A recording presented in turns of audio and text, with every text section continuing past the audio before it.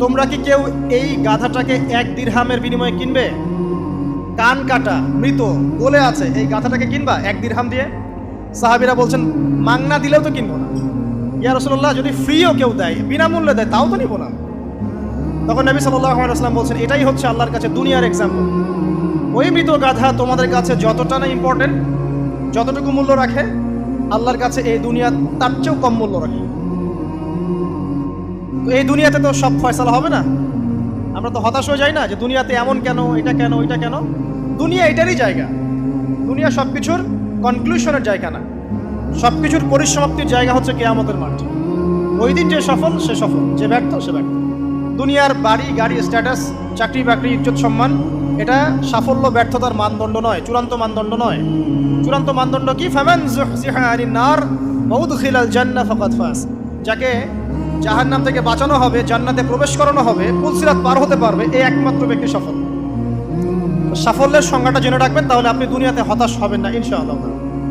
এবার কি হলো, যখন আদম আলাইহিস সালাম সমস্ত নাম শিক্ষা দেওয়া সমস্ত নাম বলে দিলেন, এখানে নাম মানে কিন্তু খালি নাম নয়, জ্ঞান বলে দিলেন, তখন আল্লাহ রাব্বুল আলামিন ফেরেশতাদেরকে বললেন, তোমরা সবাই এখন আদমকে সিজদা করো। ওয়া ইয কুলনা লিল মালাইকাতি ইসজুদু লি আদম। আল্লাহ পাক এবার বলছেন, আমি সমস্ত মালায়েকাকে বললাম তোমরা আদমকে সিজদা করো। ফাসাজাদু, সবাই সিজদা করলো, ইল্লা ইবলিস, ইবলিস সিজদা করলো না। কেন করলে না? ইবলিসকে বলা হচ্ছে, ইয়া ইবলিস মা মানাকা আল্লা তাসজুদা ইয আমারতুক। তোমাকে কে নিষেধ করলো সিজদা করতে ওই আদমকে, যাকে আমি আদেশ করেছি? কে নিষেধ করলো? তখন ইবলিস বলছে, খলাকতানি মিন নার ওয়া খলাকতাহু মিন তিন। আমাকে সৃষ্টি করেছেন আগুন দিয়ে, আর আদমকে সৃষ্টি করেছেন মাটি দিয়ে, আমি কিভাবে তাকে সিজদা করতে পারি? ইবলিস বলতে চাইলো যে আপনি যে বলছেন আদমকে সিজদা করো, আদম তো মাটির তৈরি, আমি তো আগুনের তৈরি, তাহলে আপনি ভুল বলছেন। নাউজুবিল্লাহ। আগুন কেন মাটির সামনে নত হবে? মাটি আগুনের সামনে নত হওয়া উচিত। তার কেয়াস হচ্ছে এমন। কেয়াস মানে কি? তার এটা কি? হ্যাঁ, তার এটা যুক্তি, তার এটা যুক্তি এবং দর্শন যে আমি কেন তাকে সিজদা করব? আমি তো আগুনের তৈরি, আর আদম হচ্ছে মাটির তৈরি। তো খলাকতাহু মিন নার ওয়া খলাকতানি মিন তিন, খলাকতানি মিন নার ওয়া খলাকতাহু মিন তিন। আমাকে সৃষ্টি করেছেন আগুন দিয়ে, আদমকে সৃষ্টি করেছেন মাটি দিয়ে। আবা ওয়াস্তাকবারা, আল্লাহ পাক বলছেন সে উদ্ধত হলো এবং অহংকার প্রদর্শন করল। আর আল্লাহ পাক অনেক কিছু মাফ করে দেন, কিছু কিছু বিষয় আল্লাহ পাক মোটেই পছন্দ করেন। তার মধ্যে একটা হচ্ছে অহংকার, তার মধ্যে একটা হচ্ছে শিরক, তার মধ্যে একটা হচ্ছে অন্যের হক নষ্ট করা, তার মধ্যে একটা হচ্ছে আদম সন্তানকে হত্যা করা, তার মধ্যে একটা হচ্ছে বৃদ্ধ বয়সে ব্যভিচার করা, তার মধ্যে একটা হচ্ছে মুরতাদ হয়ে যাওয়া। ওই যে খ্রিস্টান হয়ে যাচ্ছেন না, খালি মরেন তারপর বুঝবেন, খালি মালাকুল মউত আসুক তারপর বুঝবেন। আল্লাহ রাব্বুল আলামিন বলছেন তার রাসূলের মাধ্যমে, কেউ যদি সাক্ষ্য দেয় আল্লাহ ছাড়া কোনো মাবুদ নাই, মুহাম্মদ সাল্লাল্লাহু আলাইহি ওয়াসাল্লাম শেষ নবী, ঈসা ইবনে মারইয়াম আল্লাহর প্রেরিত নবী, আল্লাহর পুত্র নন, জান্নাত সত্য এবং জাহান্নাম সত্য, এই 5টা বিষয় যদি কেউ সাক্ষ্য দেয়, ইনশাআল্লাহ সে জান্নাতে যাবে, তার আমল যেমনই হোক না কেন। টাকার বিনিময়ে, চাকরির বিনিময়ে, সমাজসেবার নামে আর চিকিৎসার নামে ঈমান বিক্রি করে ফেললেন। সুবহানাল্লাহ, সুবহানাল্লাহ। তোমাদের এই পৃথিবীতে বেঁচে থাকার চাইতে মাটির তলে চলে যাওয়া ভালো। আবর্জনার কোনো প্রয়োজন নাই আল্লাহর এই জমিনে। এই মুসলিম উম্মার আবর্জনার কোনো প্রয়োজন নাই। এই মুসলিম উম্মার ইমানদার সাহসী তরুণ প্রজন্মের দরকার। আল্লাহ পাক কবুল করুন, আমিন। এরপরে কি হলো?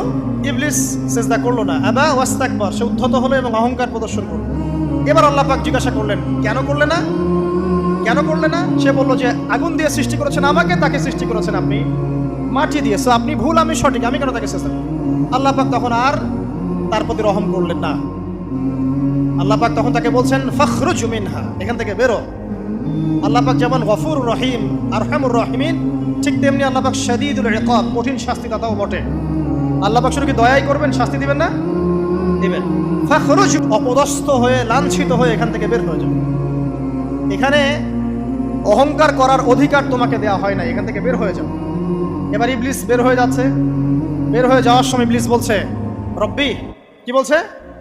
রব্বি। দেখেন, ইবলিস আল্লাহকে বলছে রব্বি, মানে ইবলিস আস্তিক। ইবলিস কি? আস্তিক। ইবলিস আল্লাহ বিশ্বাস করে। ইবলিস বলছে রব্বি, হে আমার রব, আনজিরনি ইলা ইয়াউমি ইউবআসুন, আমাকে কিয়ামত দিবস পর্যন্ত অবকাশ দেন। আমাকে তো বের করে দিচ্ছেন, ঠিক আছে, আমাকে কিয়ামত দিবস পর্যন্ত অবকাশ দেন। শব্দ চয়ন হচ্ছে রব্বি, হে আমার রব। মানে ইবলিস কিন্তু নাস্তিক না। তাহলে এখন যারা এই যে এথিজমে বিশ্বাস করছেন, আসলে এরা কেউ নাস্তিক না, এরা ইসলাম বিদ্বেষী। কখনো দেখবেন না তাদেরকে অন্য ধর্মের কোনো বিষয় নিয়ে কটু মন্তব্য করছে, প্রশ্ন উত্থাপন করছে, এমনটা খুব কমই দেখবেন। এদের যত মাথা ব্যথা ইসলাম নিয়ে। এখানে দেখেন ইবলিসের কথা বলছি, ইবলিস কিন্তু আস্তিক। ইবলিস কি বলছে? রব্বি আনজিরনি ইলা ইয়াউমি ইউবআসুন, হে আমার রব। ইবলিস জানে যে আল্লাহ তার রব। ওই যে সূরা হাশরের শেষের দিকে পড়ে দেখবেন ইবলিস বলে উকফুর, তোমরা কুফরি করো। তারপরে মানুষ যখন কুফরি করে সে বলে আমি ইন্নী আখাফুল্লাহ রাব্বুল আলামিন, আমি আল্লাহকে ভয় করি যে জগৎ সমূহের প্রতিপালক। শয়তানকে মানুষকে জিজ্ঞাসা করবে জাহান্নামীরা, তুমি আমাদেরকে পথভ্রষ্ট করেছে। শয়তান বলবে আমি কিচ্ছু করি নাই, আমি তোমাদেরকে কোনো কাজে ফোর্স করি নাই, আমি শুধু তোমাদেরকে ওয়াসওয়াসা দিয়েছি, তোমরা নিজেরাই কাজ করছো। ফালা তালুমুনি ওয়ালুমু আনফুসাকুম, সূরা ইব্রাহিম পড়ে দেখেন। শয়তান বলবে তোমরা আমাকে লানত করো না, নিজেদেরকেই লানত করো, আমি তো তোমাদেরকে বাধ্য করে কাজ করাই নাই, তোমরা নিজেরাই করেছো এই কাজ। আসুন সামনে যাই। এবার আল্লাহ পাক যখন ইবলিসকে বের করে দিলেন, সে বলছে আমাকে কিয়ামত পর্যন্ত অবকাশ দিন। কিয়ামত পর্যন্ত অবকাশ নিয়ে ইবলিস কি করবে? উত্তর, ইবলিস বলছে ফাবিমা আগওয়াইতানি, হে আল্লাহ, যে কারণে বা যে আদমের কারণে আপনি আমাকে এখান থেকে বের করে দিলেন, লাআকউদান্না লাহুম সিরাতাকাল মুস্তাকিম, আমি সে আদম সন্তানের সরল পথে ওত পেতে বসে থাকব। শয়তানের কথা কি মনে থাকবে যুবক ভাইরা? শয়তানের চ্যালেঞ্জ কি? আমি আদম সন্তানের সরল পথে ওত পেতে বসে থাকবো, মানে আমার আপনার সবার পথে সে ওত পেতে বসে আছে। এটা যদি মাথায় থাকে তাহলে জীবনে চলা সহজ হয় না? আর কি করবো? সুম্মা লাআতিয়ান্না মিন বাইনি আইদিহিম, শুধু বসেই থাকবো না, আমি আসবো তাদের সামন থেকে, ওয়া মিন খালফিহিম, তাদের পিছন থেকে, ওয়া আন আইমানিহিম, তাদের ডান দিক থেকে, ওয়া আন শামাইলিহিম, তাদের বাম দিক থেকে, ওয়ালা তাজিদু আকসারাহুম শাকিরিন, হে আল্লাহ, আপনি বেশিরভাগ আদম সন্তানকে শুকরগুজার পাবেন না। কার কথা? শয়তানের এই কথাটা কি সত্য না মিথ্যা? এখন বেশিরভাগ লোক নামাজ পড়ে না পড়ে না? পড়ে। বেশিরভাগ মুসলিমের দাড়ি আছে না নাই? বেশিরভাগ মুসলিম সুদ খায় না খায় না? এখন বেশিরভাগ তরুণ প্রজন্ম জেনায় আছে না নাই? পর্নোগ্রাফি সবাই দেখে না দেখে না? অন্যের সম্পদ আত্মসাৎ মানুষ করছে না? দুর্নীতি করছে না? ঘুষ খাচ্ছে না? ইসলামের বিধান 100% পালন করে কত পার্সেন্ট মানুষ? খুব কম। আচ্ছা বাদ দেন এত বড় বড় কথা, শুধু কোরআনুল কারীম তেলাওয়াত করতে পারে কতজন মানুষ? বলি না আমরা 90% মুসলিমের বাংলাদেশ, তো 90% মুসলিমের বাংলাদেশে কত ভাগ মুসলিম কোরআন তেলাওয়াত করতে পারে? একটা শুমারি করে দেখেন, কোরআন শুমারি। এটা কোরআন শুমারি করে দেখেন যে কত পার্সেন্ট মুসলিম শুদ্ধ করে কোরআন পড়তে পারে। যারা পড়তে জানে তাদেরও পড়া যে কত ভুল আছে, আলেম ওলামার কাছে গেলে বুঝতে পারবেন। আর এই ভুলের কারণে যে অর্থ কত পরিবর্তন হচ্ছে আপনি তো জানেনই না। তো এই যে শয়তান বলেছে ওয়ালা তাজিদু আকসারাহুম শাকিরিন, আপনি বেশিরভাগই শুকরগুজার পাবেন। তো কথা সত্য না মিথ্যা? দেখেন ও কিন্তু তার মিশনের মধ্যে ঠিকই আছে। কথা যে সত্য তার প্রমাণ সহিহ বুখারীর একটা হাদিস, যেটা 4 বার এসেছে বুখারীর মধ্যে, যে আদম আলাইহিস সালামকে ডাকা হবে কিয়ামতের মাঠে, ডেকে বলা হবে তোমার সন্তানদের মধ্য থেকে জাহান্নামীদেরকে আলাদা করে দাও। আদম আলাইহিস সালাম বলবেন কতজনকে আলাদা করে দিব? আল্লাহ পাক বলবেন প্রতি 1099 জনকে জাহান্নামের জন্য আলাদা করে দাও। শয়তানের কথা ঠিক না বেঠিক? এবার আল্লাহ রাব্বুল আলামিন তাকে বের করে দিলেন। ইবলিস এবার বের হয়ে গেল, চ্যালেঞ্জও করলো। এবার আল্লাহ পাক আদম আলাইহিস সালামকে ডেকে বলছে ইয়া আদম, এবার আদম আলাইহিস সালামের এই যে পাজর মানে বুকের পাজর, এখান থেকে তার সঙ্গিনীকে সৃষ্টি করা হবে। কারণ আদম আলাইহিস সালাম একাকী ছিলেন, একা কি থাকা যায়? একা থাকতে কষ্ট হয় না? একজন জীবন সঙ্গী লাগে না? তো আদম আলাইহিস সালামের এই বাম পাজরের হাড় থেকে হাওয়া আলাইহিস সালামকে সৃষ্টি করা হবে। সৃষ্টি করার পর আরো একটা ঘটনা আছে যে আল্লাহ রাব্বুল আলামিন আদম আলাইহিস সালামের পিঠের যে অংশটুকু আছে, এই অংশটুকু থেকে আগামীতে যত আদম সন্তান আসবে সবাইকে ছোট ছোট পিঁপড়ার আকৃতিতে সামনে নিয়ে দেখালেন। সুবহানাল্লাহ। যত আদম সন্তান আসবে আল্লাহ পাক সবাইকে আদমের সামনে দেখালেন এবং বললেন এই যে শুভ্র অংশ যারা, মানে সাদা অংশ যারা, তারা তোমার সন্তানদের মধ্য থেকে সবাই জান্নাতি। আর তোমার এই যে বাম পাশে যেগুলো কালো কালো ছোট ছোট আকৃতি দেখছো, এগুলো সব তোমার সন্তানদের মধ্য থেকে জাহান্নামী। আমরা দোয়া করি আমরা তাদের অন্তর্ভুক্ত না হই। এবার আল্লাহ পাক সবাইকে বললেন, সূরা আরাফের মধ্যে আসছে 182 নম্বর আয়াতে মনে হয়, আল্লাহ পাক বলেন আলাস্তু বিরব্বিকুম, হে আদমের সন্তানরা, আমি কি তোমার রব নই? আমি কি তোমাদের রব নই? আলাস্তু বিরব্বিকুম, আমি কি তোমাদের রব নই? আলাস্তু বিরব্বিকুম, আমি কি তোমাদের রব নই? আমরা সবাই তখন বলেছিলাম বালা ইয়া রব্বি, অবশ্যই আপনি আমাদের রব। আমরা এখন ভুলে গেছি না? আমরা সবাই এই সাক্ষী দিয়ে আসছি রুহের জগতে। আর রুহের জগৎ বলে একটা জগৎ আছে, অনেক জগৎ আছে। রুহের জগৎ একটা, দুনিয়ার জগৎ একটা, জিন জাতির জগৎ আলাদা, বারজাখ পরকালে যে কবরে রাখার পরে বারজাখের জগৎ একটা, আর দারুল করার যেটা হবে একদম জান্নাত জাহান্নাম, ওটা আরেকটা জগৎ। এই যে মহাবিশ্ব যে সম্প্রসারিত হচ্ছে, এক এক গ্যালাক্সিতে এক একটা জগৎ না, এরকম বহু জগৎ আছে। রুহের জগতে আমরা এই ওয়াদা আল্লাহর কাছে করে এসেছি। এটাকে আহদে আলাস্তু বলে। কি বলে? আহদে আলাস্তু, মানে আলাস্তু বিরব্বিকুম, আমি কি তোমাদের রব নই? আমরা বলেছিলাম হ্যাঁ আপনি আমাদের রব। একটা মজার কথা আছে এখানে, যখন আদম আলাইহিস সালাম দেখছিলেন তার সন্তানদেরকে সাদা সাদা আকৃতি ছোট ছোট, এর মধ্যে একটা সন্তানকে দেখে, একজন সন্তানকে দেখে তার প্রচন্ড ভালো লেগেছিল এবং তিনি অত্যন্ত সুদর্শন ছিলেন। তাকে দেখে তার প্রচন্ড রকম ভালো লেগেছিল। আল্লাহ পাককে তিনি জিজ্ঞাসা করলেন, হে আল্লাহ, আমার সন্তানদের মধ্যে কে এই সুন্দর সন্তান কে?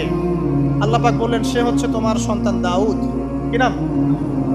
দাউদ আলাইহিস সালাম। আর আপনাকে বলে রাখি, আদম আলাইহিস সালামের ব্যাপারে যেমন আল্লাহ পাক বলেছেন আদম আমার খলিফা, ঠিক দাউদ আলাইহিস সালাম সম্পর্কেও আল্লাহ পাক বলেছেন দাউদ আমার খলিফা। বুঝতে পারলেন?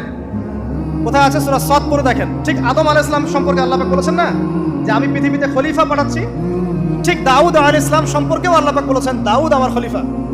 ইয়া দাউদ ইন্না জাআলনাকা খলিফাতান ফিল আরদ ফাহকুম বাইনান নাসি বিল হক ওয়া লা তাত্তাবি'ল হাওয়া। আয়াতটা পড়ে দেখবেন, ওইদিকে আমি পরে আসছি। তো ওই সন্তানকে দেখে তার এত ভালো লাগলো, আল্লাহর কাছে তিনি জিজ্ঞাসা করছেন, হে আল্লাহ, আমার এই সন্তানের হায়াত কত? আল্লাহ পাক বলছেন, তোমার এই সন্তানের হায়াত হচ্ছে 60 বছর। কত বছর? 60 বছর। আর আমাদের উম্মতে মুহাম্মাদের কিন্তু গড় আয়ু এরকম 60-65, এর বেশি না গড় আয়ু। তখন আদম আলাইহিস সালাম বলেন, আল্লাহ, আমার হায়াত থেকে তাকে 40 বছর দিয়ে দাও। আমার হায়াত থেকে তাকে 40 বছর দিয়ে দাও। আল্লাহ পাক তাকে 40 বছর দিয়ে দিলেন।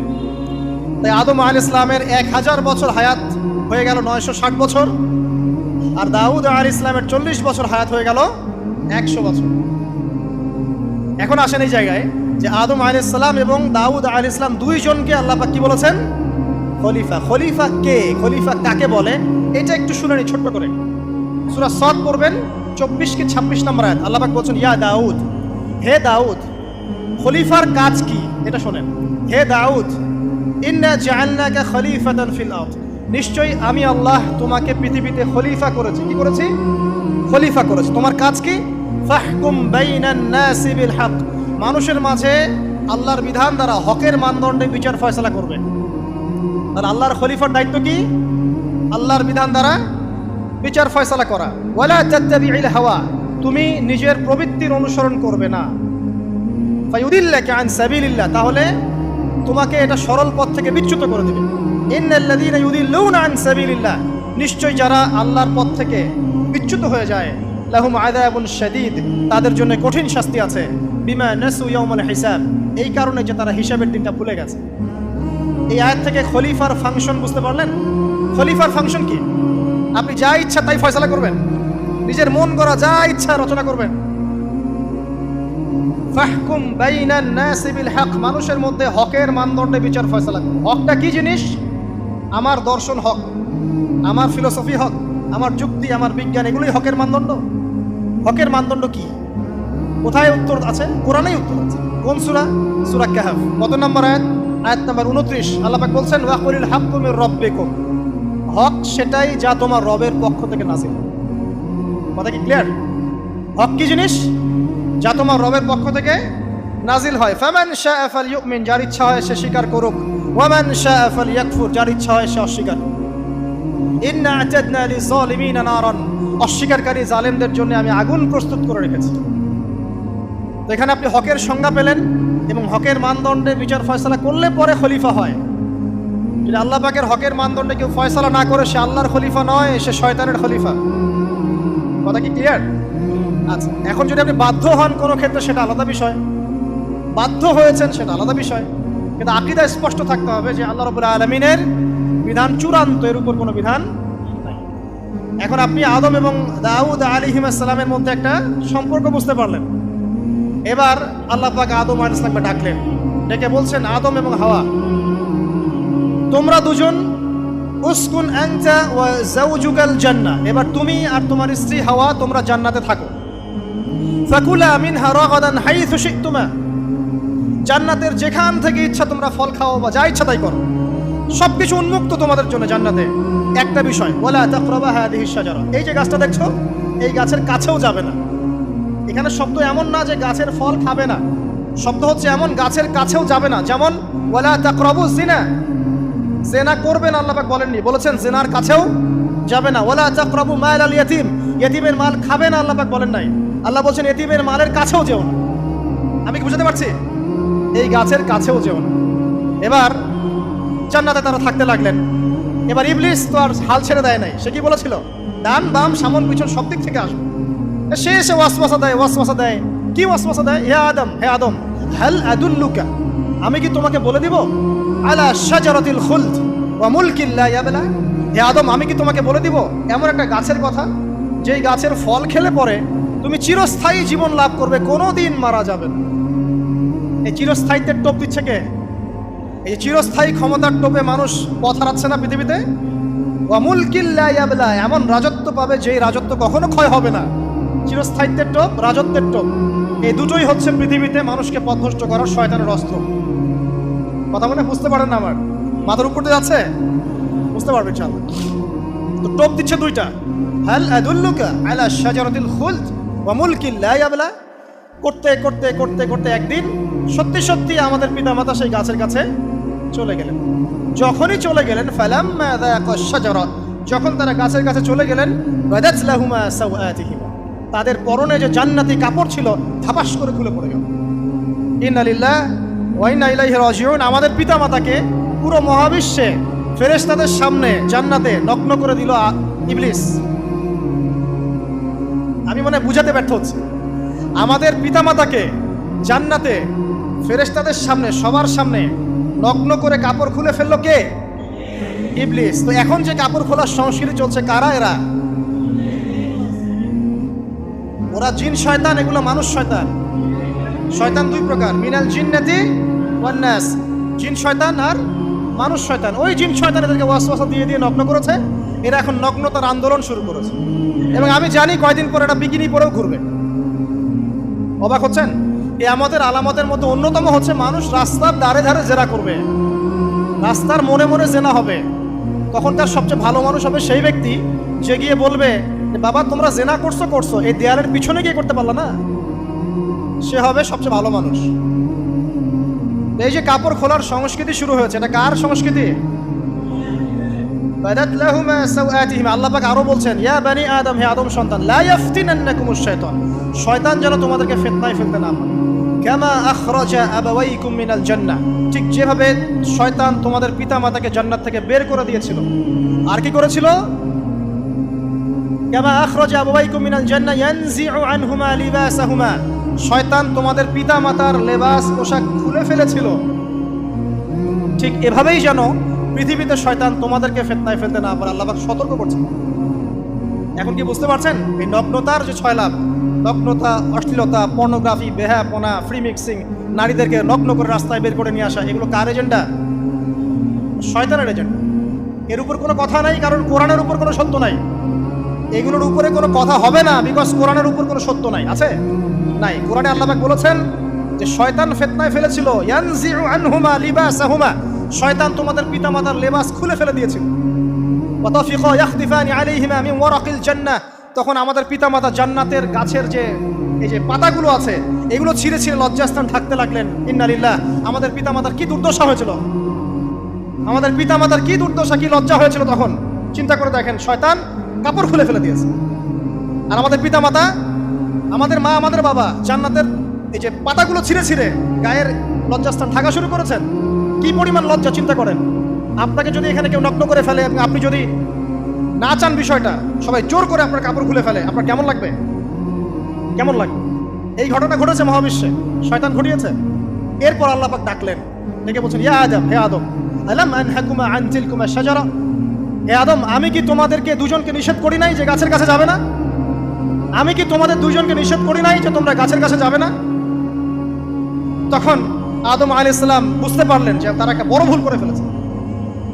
তারপর আল্লাহ রাব্বুল আলামিন দয়া পরবশ হয়ে আদম এবং হাওয়া আলাইহিস সালামকে কালিমা শিক্ষা দিলেন, তওবার কালিমা, যেই কালিমা দিয়ে তারা তওবা করতে পারেন।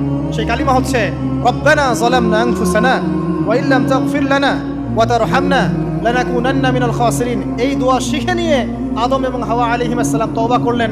আল্লাহ পাক তাদের তওবা কবুল করে মাফ করে দিলেন। কিন্তু জান্নাতে আর থাকা হলো না। আল্লাহ পাক বলেন, কুল নাহবিতু মিনহা জামিআ, এবার তোমরা সবাই মিলে এখন পৃথিবীতে নেমে যাও। আল্লাহ মাফ করে দিলেন, কিন্তু তোমরা এখন পৃথিবীতে নেমে যাও, জান্নাতে আর থাকা হবে না। খেয়াল করে দেখেন, ইবলিসও আল্লাহর আদেশ মানে নাই। আল্লাহ বলেছেন সেজদা করো, ইবলিস কিন্তু করে নাই। আবার আমাদের পিতা আদম আলাইহিস সালামকে আল্লাহ পাক বলেছেন গাছের কাছে যেও না, তারা চলে গেছেন। দুটোই কি অবাধ্যতা নয়? তাহলে ইবলিসকে চিরস্থায়ী জাহান্নামী করা হলো, আদম সন্তানকে কেন করা হলো না? উত্তর, আদম সন্তান আদম আলাইহিস সালাম তওবা করে ফিরে এসেছে, ইবলিস আসে নাই। তাই আমাদের দ্বারা পদে পদে ভুল হবেই, তওবা করে ফিরে আসলেই গুনাহ মাফ ইনশাআল্লাহ। আর যদি ইবলিসের মতো গুনার উপর গুনাহ করতেই থাকেন আর বলেন যে আমি ঠিক কাজ করছি, তাহলে ইনশাআল্লাহ ওই যে জাহান্নাম অপেক্ষা করছে। ইবলিসকে আল্লাহ পাক বললেন যে তুমি এবং তোমার অনুসারী যারাই থাকবে সবাইকে দিয়ে লাআমলাআন্না জাহান্নামা মিনকুম আজমাইন, তোমাদের সবাইকে দিয়ে আমি জাহান্নাম পরিপূর্ণ করব। নাউযুবিল্লাহ। এবার সবাই পৃথিবীতে নেমে আসলো। পৃথিবীতে এসেই কি আল্লাহ পাক ছেড়ে দিলেন? না। আল্লাহ রাব্বুল আলামিন বলছেন, কুল নাহবিতু মিনহা জামিআ, তোমরা পৃথিবীতে নেমে যাও। ফাইম্মা ইয়াতিয়ান্নাকুম মিন্নি হুদান, দুনিয়াতে যাচ্ছ যাও, তবে মনে রেখো যে আমার পক্ষ থেকে তোমাদের কাছে হেদায়েতের বাণী আসবে। আমার পক্ষ থেকে তোমাদের কাছে হেদায়েতের বাণী আসবে। ফামান তাবিআ হুদায়া ফালা খাউফুন আলাইহিম ওয়ালা হুম ইয়াহজানুন, যারা আমার হেদায়েতের বাণীগুলো মেনে চলবে তাদের কোনো ভয় নাই, কোনো দুশ্চিন্তাও নাই। ওয়াল্লাযীনা কাফারু ওয়া কাযযাবু বিআয়াতিনা, কিন্তু যারা আমার আয়াতকে কুফরি করবে, মিথ্যা প্রতিপন্ন করবে, ফাউলাইকা আসহাবুন নার, তারা হবে জাহান্নামের অধিবাসী। হুম ফিহা খালিদুন, তারা সেখানে চিরস্থায়ী হবে। এই সহজ সরল জীবন দর্শন দিয়ে আল্লাহ পাক পৃথিবীতে পাঠিয়ে দিলেন। এবার শুরু হলো পৃথিবীতে পথ চলা। পৃথিবীতে পথ চলার ক্ষেত্রে অনেক কিছু সৃষ্টি করতে হলো, আবিষ্কার, কৃষিকাজ, এটা ওটা সবকিছু। আদম আলাইহিস সালামকে আল্লাহ পাক সেই জ্ঞান ওহীর মাধ্যমে শিক্ষা দিলেন। কৃষিকাজ আল্লাহ পাক শিক্ষা দিয়েছেন, চাকা সৃষ্টি করা আল্লাহ পাক শিক্ষা দিয়েছেন, বাহন সৃষ্টি করা আল্লাহ পাক শিক্ষা দিয়েছেন। যত রকম জ্ঞান আছে সমস্ত জ্ঞান এসেছে নবীদের পক্ষ থেকে। সবকিছু জ্ঞানের মূল ভিত্তি এসেছে নবীদের কাছ থেকে, আল্লাহর ওহীর কাছ থেকে। যত সভ্যতা দেখছেন বড় বড়, সমস্ত সভ্যতা শুরু হয়েছে নবী দ্বারা, এবং সভ্যতা শেষও হবে একজন নবী দ্বারা। তার নাম কি? ঈসা ইবনে মারইয়াম। আদম আলাইহিস সালাম আল্লাহর দেয়া শিক্ষায় শিক্ষিত হয়ে দুনিয়াতে চলতে লাগলেন এবং তওবা ইস্তেগফার করতে লাগলেন, কাঁদতে লাগলেন। দীর্ঘকাল তারা ক্রন্দন করেছেন। কি কারণে? ওই যে একটা ভুল তারা করে ফেলেছে। দুনিয়াতে এসে ক্রন্দন করতে আল্লাহ রাব্বুল আলামিন এক পর্যায়ে তওবা কবুল করে ফেললেন। এবার সামনে যান। তাদের সন্তান হলো হাবিল এবং কাবিল। নাম শুনেছেন? শোনেন নাই? হাবিলের কুরবানি কবুল হয়, কাবিলের কুরবানি কবুল হচ্ছে না। বিকজ কাবিল এর কুরবানির মধ্যে ইখলাস নাই। ভাইয়ের কুরবানি কেন কবুল হচ্ছে, আমারটা কেন হচ্ছে না? হিংসার বশবর্তী হয়ে কাবিল হাবিলকে হত্যা করে ফেললো। নবী পরিবারের সদস্য হয়েও কাবিল এরকম অন্যায় করে ফেলল। আর কি হলো? রাসূল সাল্লাল্লাহু আলাইহি সাল্লাম বলেছেন, পৃথিবীতে যত মানুষ অন্যায়ভাবে নিহত হবে, পৃথিবীতে যত মানুষ অন্যায়ভাবে খুন হবে, সমস্ত খুনের পাপের একটা অংশ কাবিলের আমলনামায় যুক্ত হবে। কারণ সেই প্রথম খুন চালু করেছে। এই যে আজকে গুনাহে জারিয়া চালু করছেন না, সুদী এনজিও, সুদী সমিতি, সিনেমা হল, এইটা ওইটা, মদের বার, যত গুনাহে জারিয়া চালু করছেন, মৃত্যু হবে, কবরে যাবেন ঠিকই, কিন্তু গুনাহ কমবে না ইনশাআল্লাহ।